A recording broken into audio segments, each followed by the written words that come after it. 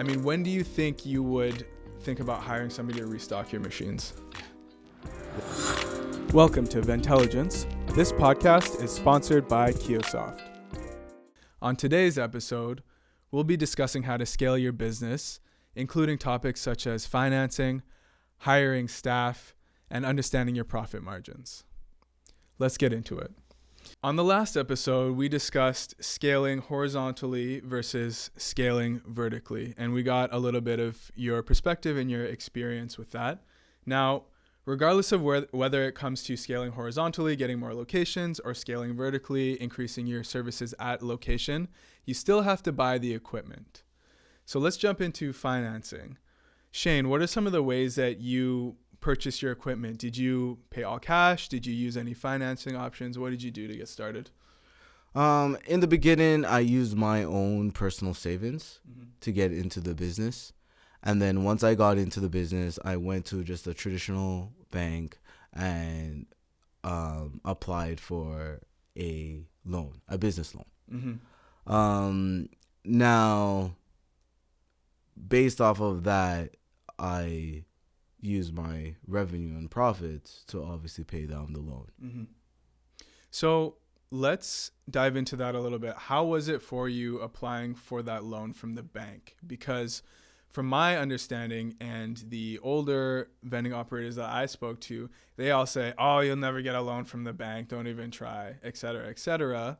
But of course, we're in the modern era, we're in 2025, and I'm sure there are ways to do it, as you are proof. So how did you really go about that? Did it come down to your branding? Did it come down to your business plan? What was that process? So I understand the old school operators' train of thought when they say, don't do it, like, etc. And then they give you like 101 excuses. This was a side hustle for me in the beginning, and I leveraged my employment. That's how I was able to secure a business line of credit in the beginning. Now, I know based off of that, banks will give you a small line of credit when you go and you open up a business, if this business is solely what your income is going to be. Now, banks require 2 to 3 years of history to increase any type of credit options, etc. So you would need to build up to that. Okay. Yeah, that makes sense for sure. And yeah, for myself, when I got into the industry, when I purchased my business, I had used my own personal savings, and I essentially used personal cash for the rest of my financing. But as we have progressed in the vending industry, even over the last couple of years, there are more financing options for people than just traditionally going to the bank. There are some distributors that actually use financing partners to help people purchase equipment. And again, as we're talking about, if you want to purchase new equipment, that may be a good option for you. And especially if you're looking at expanding your locations. It could be that you run a location and they have a bunch of sister companies, and now they want you in all three. Well, what do you do? You need like 15 grand. So maybe financing is the better option, right? So it's just to keep in mind that there are those options available for people to get in. But of course, you need to likely have a full-time job, and you need to have a good credit history. Yeah, absolutely. Yeah. So next topic, let's get into hiring. Now, from my understanding, you are running your business as a solo operator. Correct. And that's what I was running mine as well. So I hadn't really gotten to the point where I was going to hire somebody to restock. When do you think, this is more of a personal question. I think it matters person to person. But I mean, when do you think you would think about hiring somebody to restock your machines? Yeah.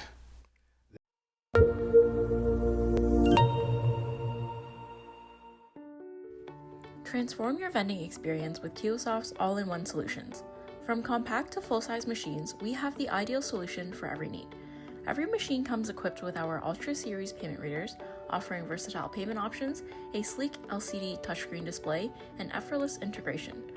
Along with Kiosoft's backend management system, you get remote inventory tracking, real-time data analytics, comprehensive reporting, and much more, all from a single platform. Check it out.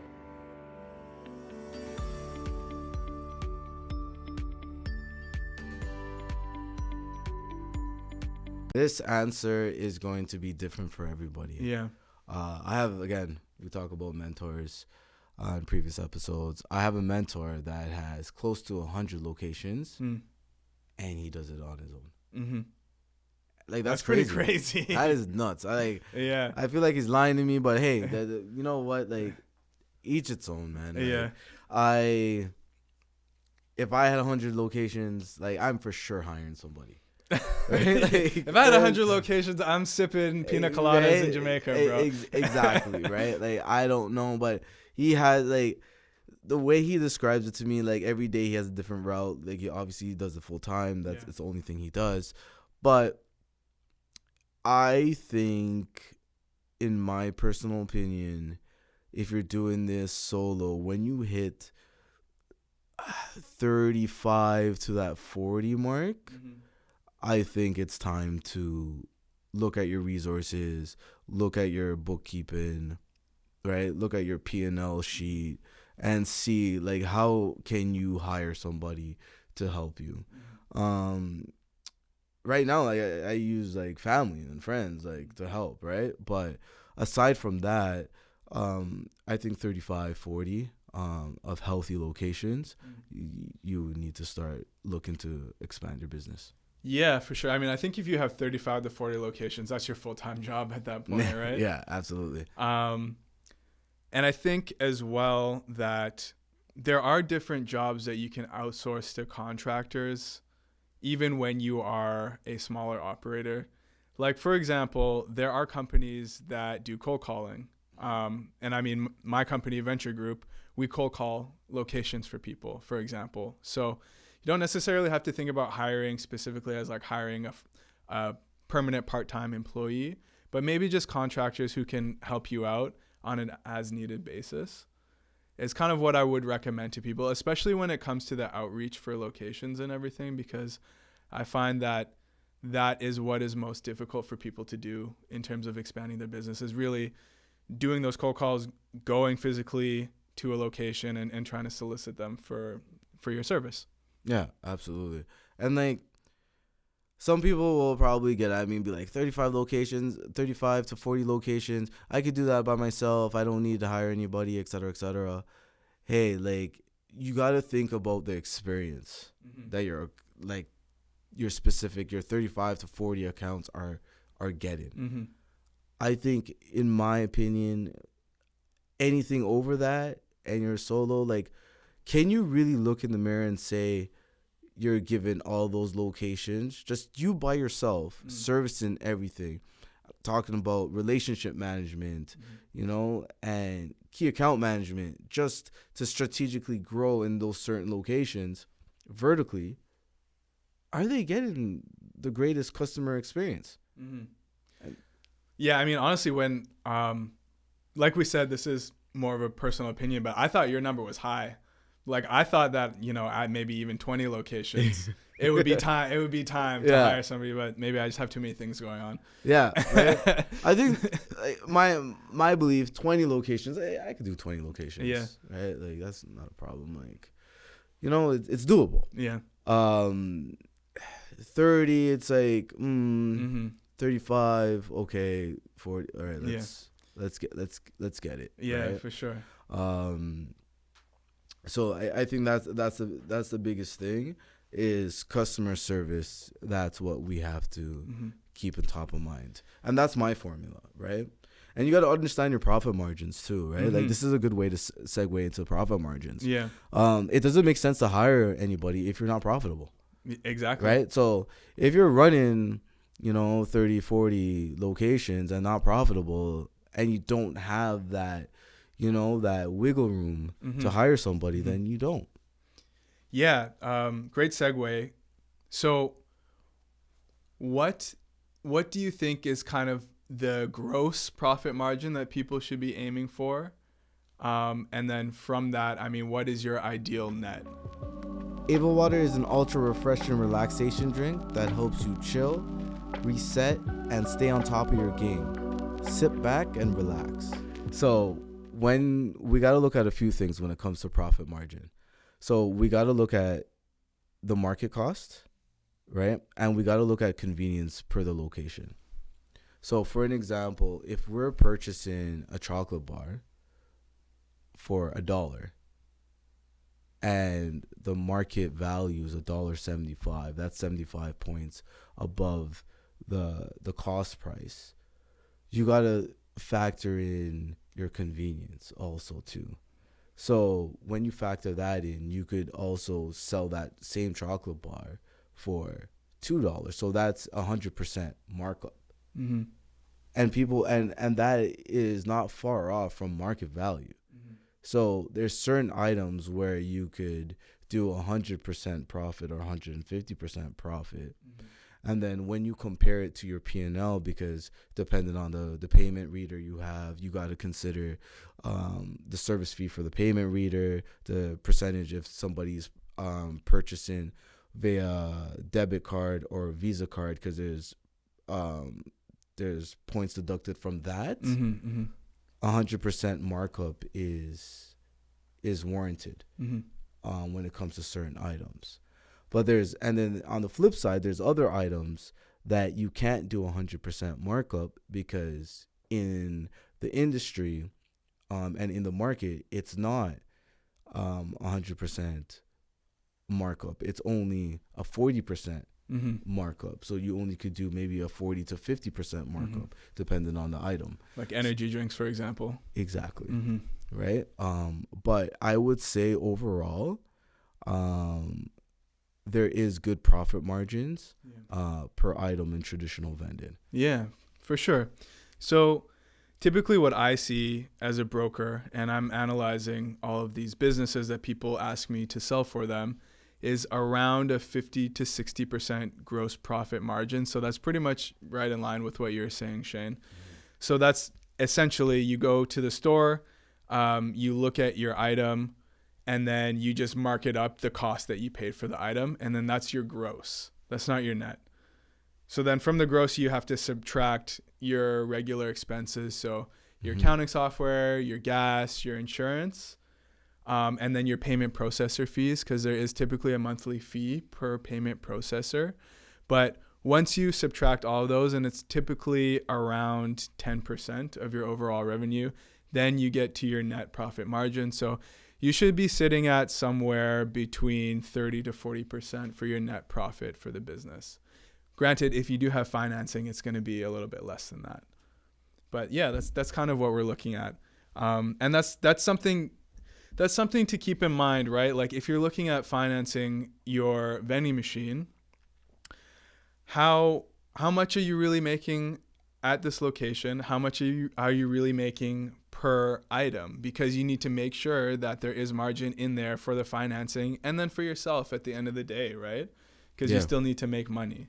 And that's where we touched on this in one of the beginning episodes. That's where it comes very important to have that contract and make sure that you're at that location for a long period of time, because you need that location to pay for your equipment. So if that's through service fee, and that's where you come up with your margin and your prices, right? You have your service fee, you have your profit margins, and then your consumption costs. Once you mix those all together, over a year or 2 years or 3 years, it should pay off for your equipment. Yeah, that makes a lot of sense. Now, speaking a little bit about vertical growth, have you discovered any efficiency hacks to try to maximize your profit per location? You mentioned in a previous episode, like bundling products or things like that. Have you discovered kind of any tips that we could share? Yeah, so when it comes to, for an example, the bundling products, that is only through one software. That's the Vending software. And that's if you purchase a Go Nourish machine. Now, ideally, the Go Nourish machine is not for everybody. That is the only machine that I know that could bundle products and put products for sale, etc. Now, when you look at your other ways to maximize your revenue and vertical growth, I think the best way is to add services per account. So, like we touched on before, coffee, traditional, essential vending, like essential items. Like my apartment and condo buildings all have essential items, vending in there. And that's another good way to maximize your profit margins. Yeah, for sure. That makes sense. Switching gears a little bit, I want to touch on another question that I hear quite frequently from new people in the industry. And people are typically concerned with how far do you need to be from your locations in order to be servicing them properly. Personally, I say as a rule of thumb that you need to be within an hour from all of your locations. I have had people reach out to me wanting to purchase a location that's like 2 or 3 hours away, which I don't recommend. Yeah, me neither. Yeah. So I can. You're gonna drive 2-3 hours away for 20 minutes. Nah. Like that doesn't make sense to me. Like, I remember I had a location that was literally like an hour 55 to an hour and 5 minutes drive, depending on traffic, weather, etc. And the only reason I took that location because I had that route in the vending world, it's called a route, had multiple locations. So I bundled that location with 3 different locations. So I was able to, when I do that route, I would go to that location, and then from that location, I go to another location that's 10 minutes from that location, et cetera, et cetera.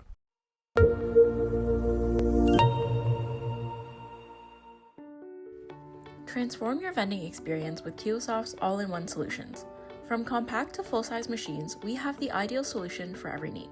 Every machine comes equipped with our Ultra Series payment readers, offering versatile payment options, a sleek LCD touchscreen display, and effortless integration.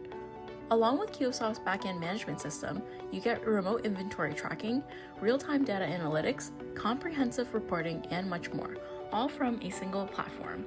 Check it out.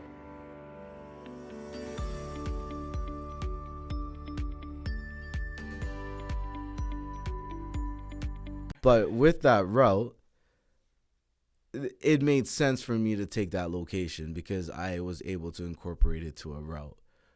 But if it's just one location that's 2-3 hours away, anything over an hour, like I'm not doing. Like an hour, I'm like, what's the potential of this location? And like, why do you need it? If it's an hour or more, it has to make sense. Yes, it's a numbers game. Like the more locations you have, like the better it is. But like you got to really think about it. How is it really that better? Because you have to invest into that equipment, and that equipment needs to pay for itself. For sure. So like we got to take all those things under consideration. Yeah, and I think there's a funny kind of paradox here that in scaling your business, it actually helps sometimes to cut some locations out. I've done that. Exactly, right? Like when you're looking to expand, you want to kind of trim the fat and then move your machines to better producing locations. So you don't necessarily have to buy more and more and more equipment in order to actually scale your revenue. You just need better locations and to move your machines into better locations. And then you can even sell the location and make a little bit of money out of that too. Exactly. That's what I was going to say. Like, that's a great way to, contact Kayin.pepper on Instagram and let him sell that location for you, right? Make a profit that way. Or if you know somebody that's getting into the vending business, you sell it to them. Right? And let a new operator manage that location and get some skin in the game. You don't need to hold on to every single location.